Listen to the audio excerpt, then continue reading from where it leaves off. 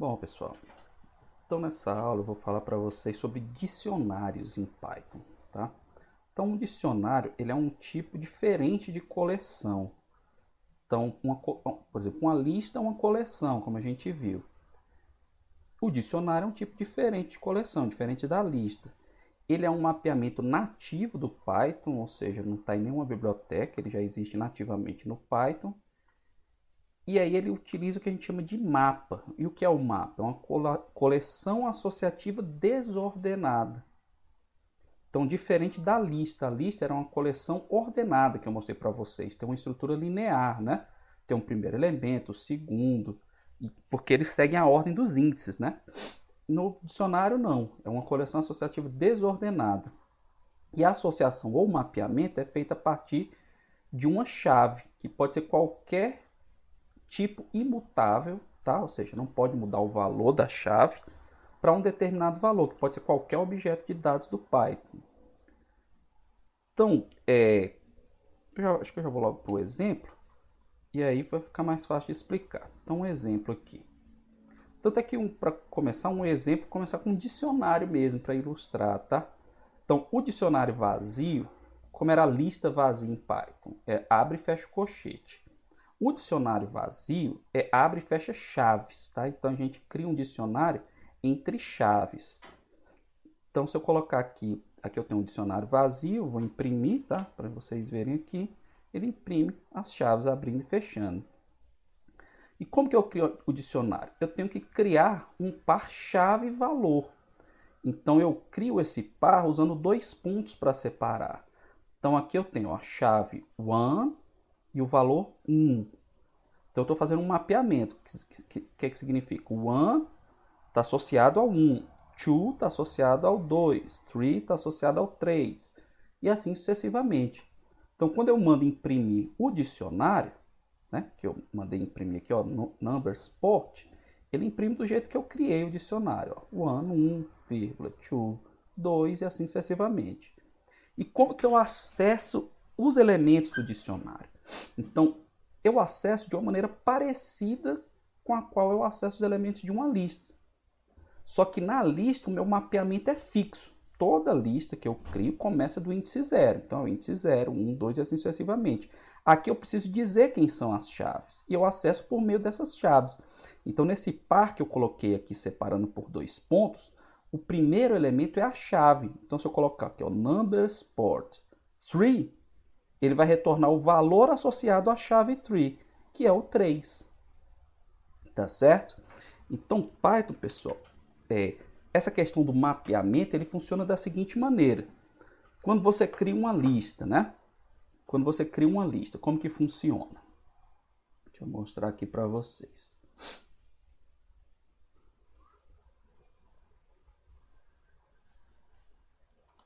Então, quando você cria uma lista aqui, né? Você faz aqui, por exemplo, L igual a 8, 12, 16 e 1, certo? Então, implicitamente, ele associa o índice 0 ao primeiro elemento, 1 ao 2, ao 12 e assim sucessivamente. Matematicamente, isso equivale a fazer um mapeamento aqui. Eu tenho um conjunto de índices, tá? 0, 1, 2 e 3.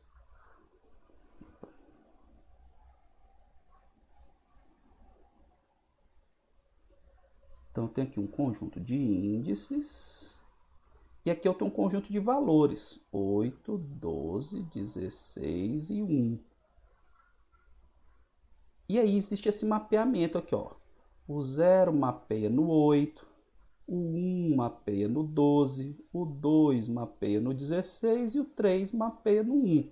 Aí quando eu quero acessar um elemento, por exemplo, L índice 2, o que ele faz? Ele vai no conjunto de índices, o 2 está associado a quem? Ao 16. Então isso aqui é 16. Já nesse meu dicionário aqui, eu não vou colocar ele de novo, não, eu vou colocar só os elementos, tá? Eu tenho, por exemplo, quando eu crio a lista, implicitamente ele cria esse conjunto de índices. No dicionário não, eu tenho que informar o conjunto de índices. Então, índice e valor, eu tenho que informar essa associação aqui. Então, eu tenho aqui o meu conjunto de índices, né? 1, 2, 3, 4, 5. Esse é o meu conjunto de índices. E tenho aqui o conjunto de valores, né? Aos quais esses índices são mapeados. 1, 2, 3, 4 e 5. Aqui eu tenho um conjunto de valores. Então, isso aqui é a chave, aqui é o valor. E aqui o meu mapeamento. Cada índice está mapeado em um valor. Tem que ser de 1 para 1. Então, quando eu faço aqui o meu dicionário, vou chamar só de D aqui, tá? D to. Aí aqui, como são strings, né? Como eu coloquei string, eu tenho que colocar string. Aí, como eu falei lá, esse conjunto de índices pode ser qualquer valor imutável, né? Então, eu coloco um string, pode ser número inteiro, pode ser número real, tanto faz. Então, quando eu coloco aqui d2, ele vai me retornar quem? 2. Certo? Que aqui também é string. Tudo bem, pessoal? Então, voltando aqui, né?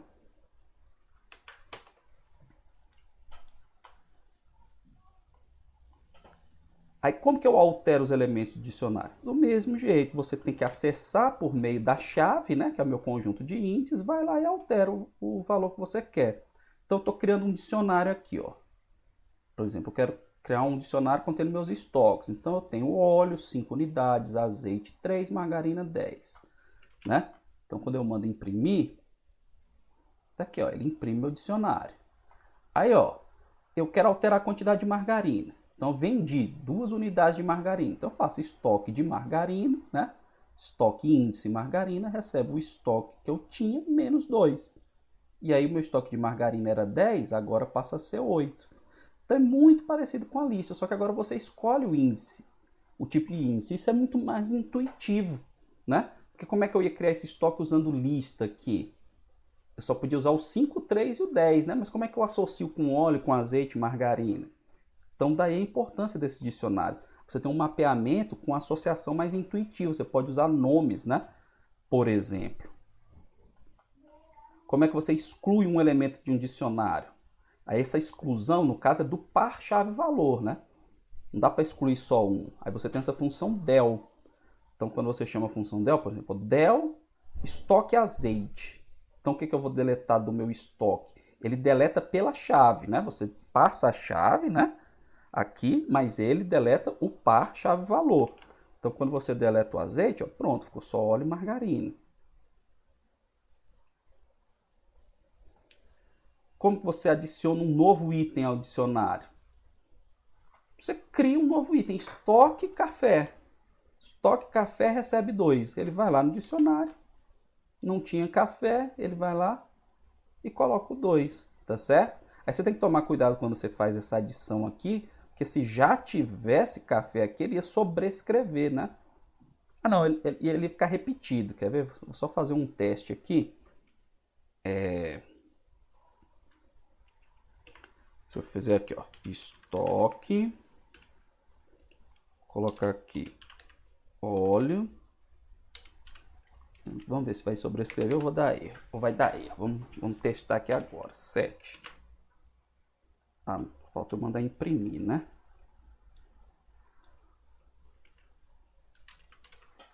Print estoque.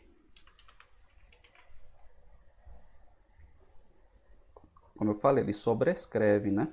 Ele sobrescreve. Então, nosso estoque estava 5, né? Vamos voltar para o que estava originalmente.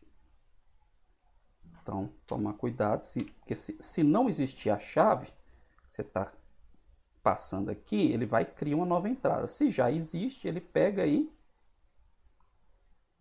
simplesmente sobrescreve, tá? Então, assim como para as listas, você pode usar a função len para poder determinar o tamanho, né, do seu dicionário. Quantos pares chave-valor você tem? Então, nesse caso aqui, você tem 3, né, pares chave-valor. E aí os dicionários têm alguns métodos para você trabalhar com eles, né? Por exemplo, o método keys, como o nome está dizendo, retorna as chaves dos dicionários, retorna os seus índices. Tá? Então, quem são as chaves desse meu dicionário estoque aqui? Óleo, margarina e café. Só que de que forma que essas chaves são retornadas? Elas são retornadas aqui nesse dict keys, que é o que em Python a gente chama de uma view, que é uma visão que você tem desses índices, tá? Essa view pode ser usada direto numa interação ou pode ser convertida explicitamente numa lista, para você trabalhar com essas chaves. Então tá aqui um exemplo, ó. Deixa eu já executar aqui. Então tá aqui meu estoque, né? Aí o que eu vou fazer aqui? Ó? Eu vou percorrer as chaves do meu estoque, tá vendo? Então, for chave in estoque.keys print estoque chave, né? Porque aí eu não preciso saber os nomes. Nesse caso aqui, eu não preciso saber o nome das chaves que estão no meu dicionário. Ah, eu quero imprimir todas as quantidades que eu tenho no meu estoque, né? Então, se eu não souber o que tem, se é óleo, se é margarina, se é café, se é arroz, você manda simplesmente percorrer as chaves e manda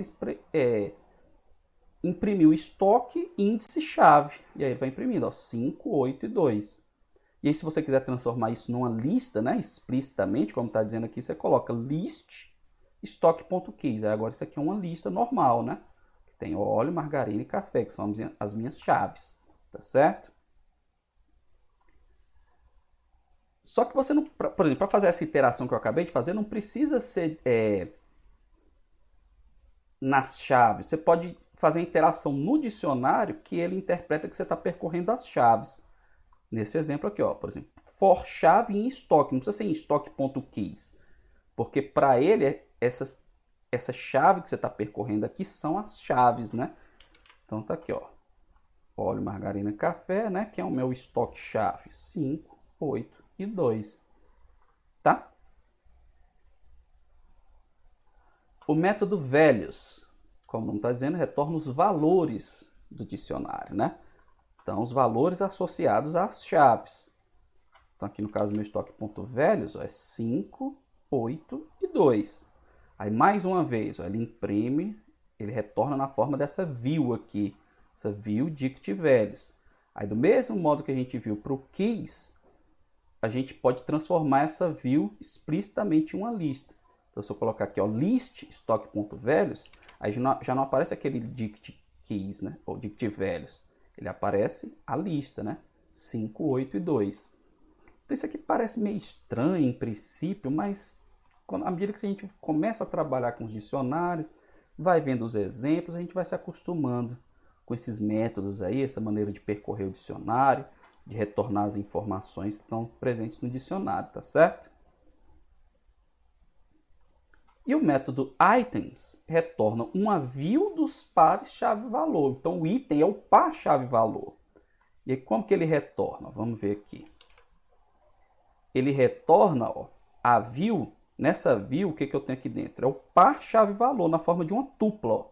Então, ó, óleo 5, margarina 8, café 2. Isso aqui é importante, turma, porque quando a gente trabalha com outros objetos em Python que usa dicionário ou lista, ou par, chave, valor, aí eu preciso ficar convertendo essas coisas. Por isso que eu estou apresentando esses métodos. Aí, como eu falei, à medida que a gente for vendo os exemplos, vocês vão se acostumando com isso aqui. Então, isso aqui é uma view, né? Aí, como esse método items retorna o par, chave, valor, eu posso trabalhar separadamente com a chave e o valor usando o método items.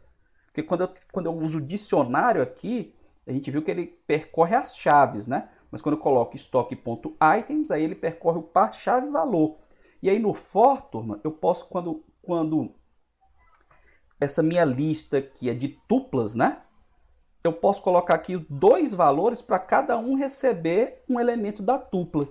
Então nesse exemplo aqui, ó, o meu método items não retornou um par de valores, então eu coloco no for um par de variáveis, e aí ele atribui o primeiro valor do par, primeira variável, o segundo valor do par, a segunda variável. Então, em cada iteração, na primeira iteração, quem que ele vai pegar? Ele vai pegar óleo 5. Óleo vai para a variável chave, 5 vai para a variável valor. Na segunda, ele pega o par, margarina 8. Margarina vai para a chave e 8 vai para o valor, tá certo? Então, olha o que vai acontecer aqui. Aí, como eu separei os meus valores, eu posso usá-los da maneira que eu quiser. Eu posso dizer, ó, no meu estoque há tantas unidades de tanto, que eu quero imprimir o valor primeiro e depois a chave. Aí, como vai ficar aqui legal. Tá aqui o meu estoque, então meu for, ó, no meu estoque há 5 unidades de óleo. No meu estoque há 8 unidades de margarina. No meu estoque há 2 unidades de café. Então, a gente está mostrando um exemplinho pequeno, que eu sei que tem no meu estoque decorado, só são 3 itens, né? Mas quando eu estou trabalhando com estoque gigantesco, eu quero ver tudo que está no estoque. Aí eu não preciso saber decorado tudo que tem lá. Eu mando imprimir e ver quantas unidades eu tenho de cada item desse aqui do meu estoque, tá certo? Então é bastante útil essa estrutura de dados aqui em Python. Outra maneira de acessar um item de um dicionário é usando o método get, tá? Então, por exemplo, em vez de usar estoque café entre colchetes, eu posso usar estoque.get café entre parênteses. Então, quando eu monto estoque.get café, ele vai imprimir o valor associado ao café, que é 2. Aí, qual a diferença, então, entre usar o get e usar o colchete? A diferença é essa aqui, ó. Que quando a chave procurada não existe no dicionário, o método get retorna o valor none, que significa um objeto vazio. E quando você usa o colchete, ele dá um erro de execução. Aí o programa para de executar, você tem que corrigir o programa. Então, às vezes, você precisa fazer um teste se o elemento está no seu dicionário ou não. Então, ó, observem aqui a diferença. Está aqui o meu estoque, eu vou pedir para imprimir estoque.get manteiga e aqui estoque manteiga entre colchetes. Olha o que vai acontecer. Como não tem manteiga no meu estoque, aqui no primeiro caso eu usei o get, ele retornou none. Já no segundo caso, ele dá um erro, aí para de executar o programa.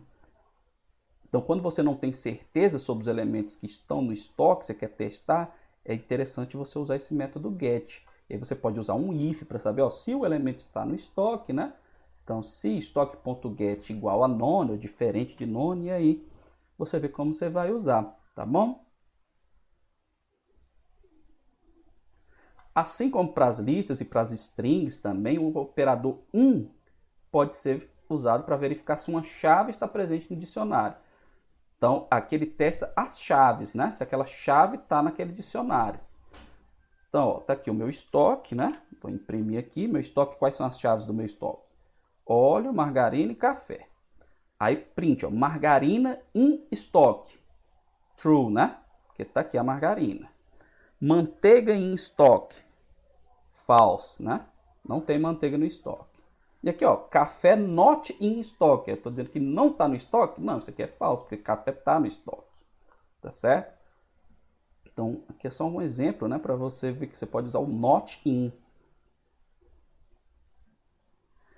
Um outro método que a gente tem para trabalhar com dicionários é o método pop item. O que ele faz? Ele remove o último item do dicionário e retorna. Se você mandar uma variável receber esse valor, tá? Então, como que ele faz isso? Então, eu vou imprimir meu estoque, vou pegar aqui, ó, último elemento, vou chamar o estoque.popItem. Aí eu vou mandar imprimir esse último elemento, para vocês verem que ele pega o último elemento e joga nessa variável. E depois o estoque, como que ele fica depois de eu executar o pop item. Então, ó, você tem aqui, ó, óleo, margarina e café, o meu estoque. Aí o último elemento eu mandei dar um pop item. Quem é o último elemento? Ele retorna na forma de uma tupla, né? Café 2. E agora o meu estoque, além de ele retornar, ele vai e tira, né? O último elemento do estoque. Aí ficou o quê? Só óleo e margarina. Tá bom? Outro método interessante que a gente tem é o método update, que concatena 2 dicionários. Então, quando era lista, a gente podia usar simplesmente o mais, né, que ele concatenava.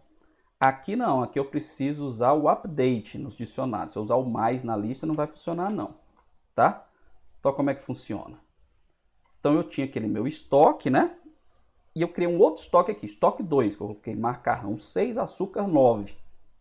E aí eu vou dar um update no estoque, estoque.update, estoque 2. Então o que ele vai fazer? Ele pega o estoque 2 e adiciona ao final desse estoque aqui que eu estou chamando o método update. Então o que vai acontecer? Meu estoque antes tinha o quê? Óleo e margarina. Né? Eu dei um update no estoque adicionando macarrão e açúcar. Aí ficou óleo, margarina, macarrão e açúcar. Então você pensar que na prática, né, você tem uma empresa, né, duas filiais, elas vão se juntar, vai ficar uma loja só, né? Fechou uma das filiais. Aí você junta os dois estoques, ele faz isso aqui. Só que na prática, se tiver o mesmo elemento, né, nos dois, você tinha que somar. E já tem que ter uma lógica de programação por trás dessa junção, tá certo? Aí aqui, turma, eu vou falar para vocês de uma função que pode ser usada nas listas, que a gente pode usar para montar um dicionário, porque às vezes, principalmente nessa matéria que a gente está vendo aqui, análise de dados. Então, análise de dados, uma das coisas que são trabalhosas em análise de dados é porque você tem os dados vêm de fontes diferentes, em formatos diferentes. E às vezes você precisa transformar os dados no formato que você vai trabalhar. Então, por exemplo, você tem lá, está fazendo uma análise de dados que vem de uma fonte, por exemplo, na química, pode vir de um programa, de um espectrofotômetro, ou você está num comércio, você tem um determinado sistema usa um banco de dados, outro usa arquivo texto. Então você tem que saber manipular esses dados. Então você joga isso numa lista, transforma numa lista de pares ordenados, transforma num dicionário. Então essas funções é interessante vocês conhecerem. Então o que a função zip faz? Vamos dar uma olhada aqui no exemplo. Ó, eu criei aqui duas listas, tá? Uma lista de meses, ó, janeiro até dezembro, com os nomes dos meses, e uma lista de números, de 1 até 12. O que a função zip faz? Ela pega duas listas, tá?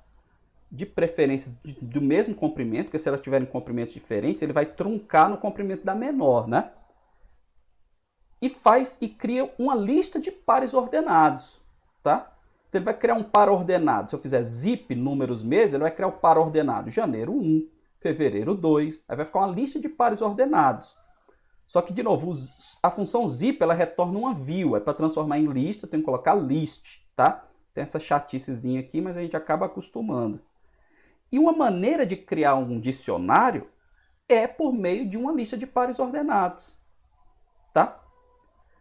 Então, eu posso criar um dicionário usando esse construtor, a gente chama de construtor em Python, linguagem de programação orientada a objeto, um método que cria um objeto daquele tipo. Então eu quero criar um dicionário. Aí tem um método, né? Que é esse método dict, tá? Que cria um dicionário. Existem várias formas de eu criar um dicionário. Uma delas é passando uma lista de pares ordenados, tá? Então eu vou executar aqui para vocês verem, ó. Então, ó, primeiramente, ó, eu fiz o zip das listas números e meses, né? Aí no caso eu falei, eu tinha falado o contrário, né? Porque quando eu fiz aqui, ó, números e meses, então ele cria o par ordenado 1 janeiro, depois o par ordenado 2 fevereiro, porque números vem primeiro e meses vem depois, tá? Aí aqui eu criei o dicionário, né? Mandei imprimir o dicionário. Observem aqui que aqui está a lista de pares ordenados, né? E aqui ele cria o dicionário, ó. O primeiro valor do par ordenado é a chave, o segundo é o valor, tá? E aqui, ó, um exemplo de como eu uso. Eu quero saber quem é o mês 5 do ano. Então, o mês, tanto, do ano é tanto. Então, mês 5, né, no meu dicionário, então, eu coloco aqui a chave, que é o 5, e o valor, que é o D de 5, né? E aí, o mês 5 do ano é maio. Então, turma, como eu falei, você tem um monte de métodos para trabalhar com esses dicionários, listas, funções para trabalhar com listas. E assim, à medida que a gente vai trabalhando, analisando dados, se deparando com exemplos, a gente vai vendo como que a gente usa isso, tá? E como que a gente pode tirar proveito desse monte de função, de método que a gente precisa, tá bom? Então lá no nosso material tem mais uma lista de exercícios, tá? Depois desse assunto de dicionários. Então deem uma olhada lá, respondam os exercícios, qualquer dúvida entre em contato para tirar as dúvidas, tá bom?